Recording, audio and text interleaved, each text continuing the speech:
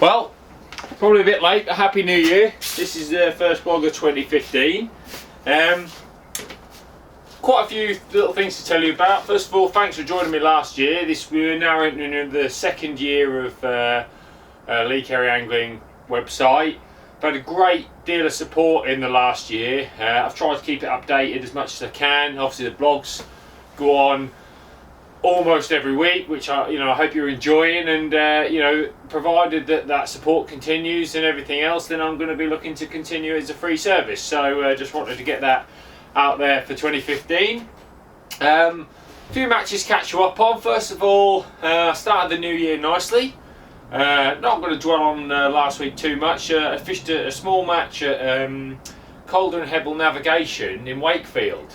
It's part of Wakefield's waters, and Wakefield got some fantastic stretches of water, and I never really fished them because I tend to travel further afield, but because it was sort of just into the new year, it was a local match, I thought, yeah, I really fancy that. Some good anglers there, and I was told there was quite a few roach to bread fishing, maybe some casters on the far bank, that sort of thing. And I went there with bread in mind, and it worked well. I had an iffy start, and then I caught really steadily for the last 3 hours and weighed £12.10.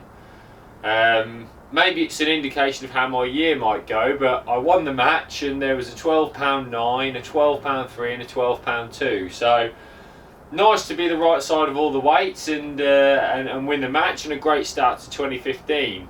There's a couple of interesting things about that canal, to be honest. When there's lots of roach there with the bread, I like to make sure my bread is mixed in a way where it goes in and goes down to the bottom, and I fish it very much like bloodworm. I concentrate on catching the fish on the bottom. I often see people with bread cupping it in loose or trying to do some fancy things, really, and I'm not convinced by that at all. I think if you're going to catch on bread, you feed it, it goes to the bottom, and that's where you nail the fish to catch them. So just a couple of things worth thinking about. A great stretch of water that, if you get a chance to go down or you live locally, go and have a go. I went to a match on the Sunday at Lindholm. Unfortunately, when I got there, it was frozen. The problem was in the bay that I was in, they left a spinner on overnight, try and keep the whole lake ice free. But unfortunately, that meant the little bit where I was in the bay was ice free, and there was 4 of us there, and we all caught nothing. I think I had 8 F1s, 2 skimmers and a chub. I was the best of the 4, but my section went round the other way, so that was a waste of time. So after a good start, it was a back down again immediately. So I wasn't that bothered, though. I knew when I got there, as soon as I sat down, I knew I wasn't going to be able to compete in the match. And sometimes, especially when it's frozen and you're on a commercial, that's the way it goes. But the reason I went was hopefully to draw bonsai, to get a little bit of practice for the pole pairs match, which has just taken place this weekend. As you know, the pole pairs is probably the best winter competition in the country. I would go as far as saying. Preston Innovations has sponsored it, so you've got a good backer there, which has helped with the prizes and everything else.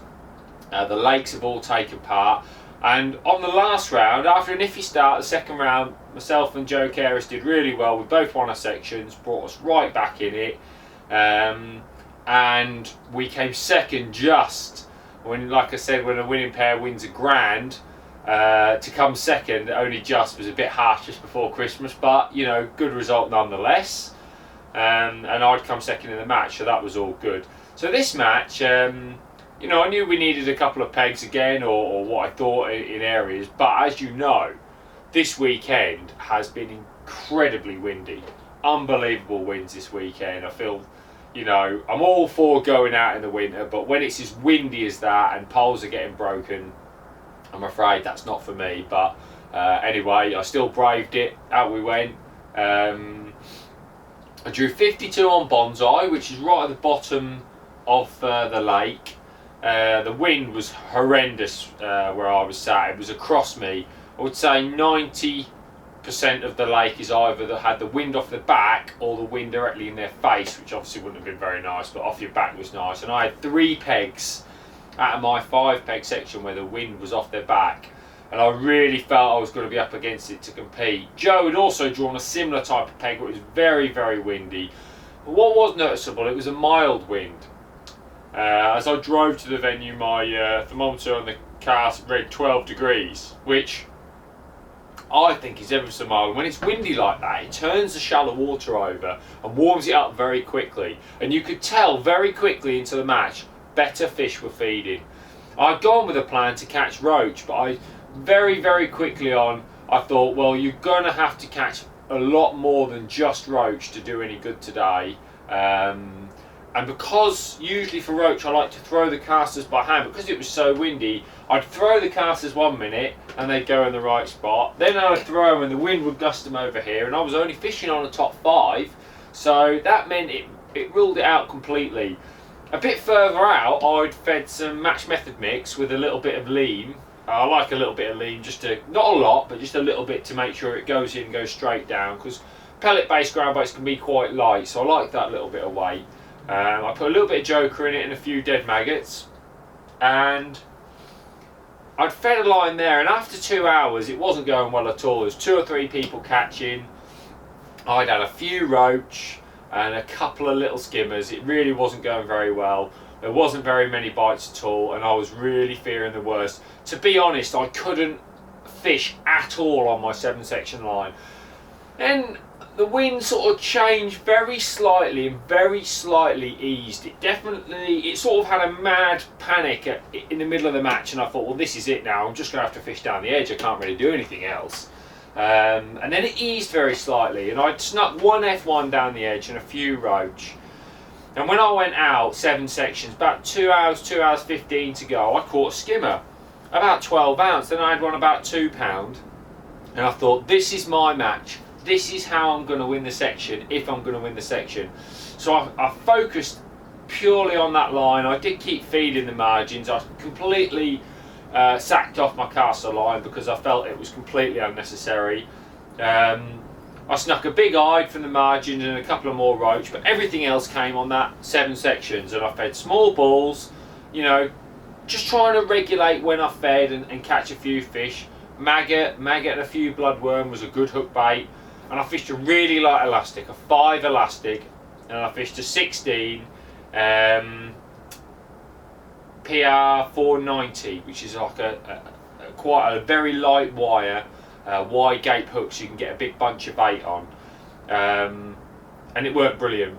I caught 15 skimmers to the end of the match and weighed about 10 kilos 320, which was enough to win the section. I was really pleased with that. To win the section in those matches is what it's all about. That's why I love a 5 peg section. I know 5 peg sections can sometimes be a little bit, they're not always viewed well by the best anglers. They like bigger sections. But 5 peg sections really does give you a chance.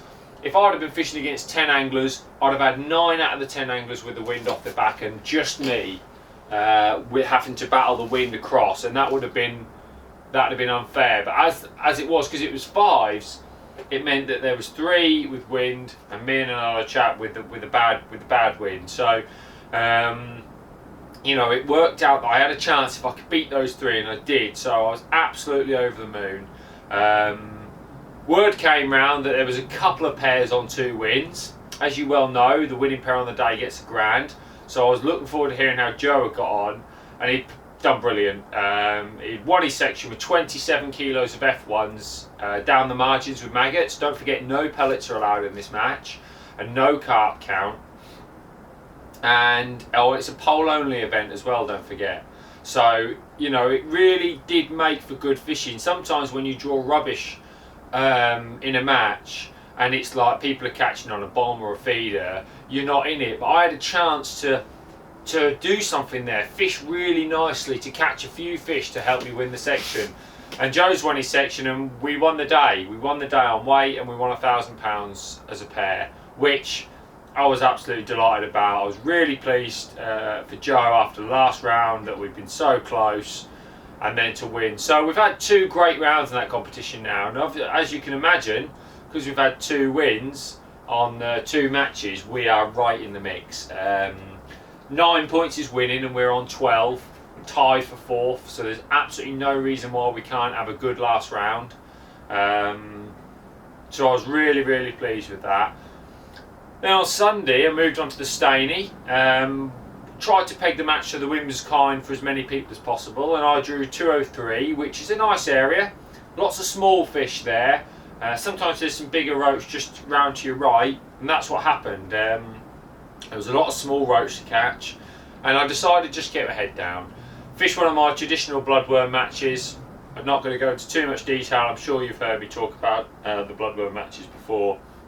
I just kept regulating my top up, swapping my lines, caught well at 12 metres, nicked a few fish now and then on the short line, and finished the match with around 200 fish for £11.3, which I was really pleased with. I won my section, was actually 4th in the match with that, so I was, a really good result.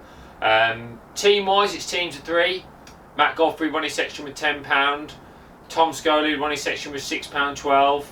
I think Matt was 5th in the match, and obviously so we had 3 section winners, and we actually won the day as a team. So we've had 2 rounds, and we've won both the rounds as a team on the day, which I'm absolutely over the moon about.